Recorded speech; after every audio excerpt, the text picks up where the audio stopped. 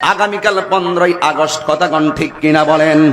যেই লোকটা বাংলাদেশকে স্বাধীন করার নেপথ্যে নিজের জীবন প্রাণ সব দিয়া দিছে, এমন একটা অগ্রনায়ককে ঘরের ভিতরে ঢুইকা সপরিবারে তারা হত্যা করেছে, কথা বলেন ঠিক কিনা?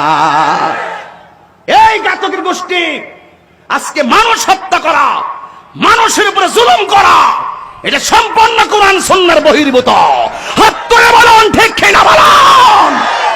আমরা অত্যন্ত শোকাহত এবং মর্মাহত।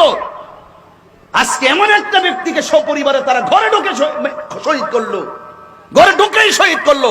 আগামীকাল সমসাময়িক বিষয়, সারা বাংলাদেশে আমরা তাকে শ্রদ্ধা ভরে স্মরণ করব। উনার জন্য, বঙ্গবন্ধুর জন্য আমরা দোয়া করব যে এই ব্যক্তিটার জন্ম যদি বাংলাদেশে না হতো, যার একটি আওয়াজের কারণে অস্ত্রের সামনে লাঠি নিয়ে বাংলার দামাল ছেলেরা নেমে গিয়ে বাংলার জমিনকে স্বাধীন করেছিল, ঠিক কিনা বলে? এগুলোর সূত্র দেখেন, ঘটনাগুলো কে করাইছে?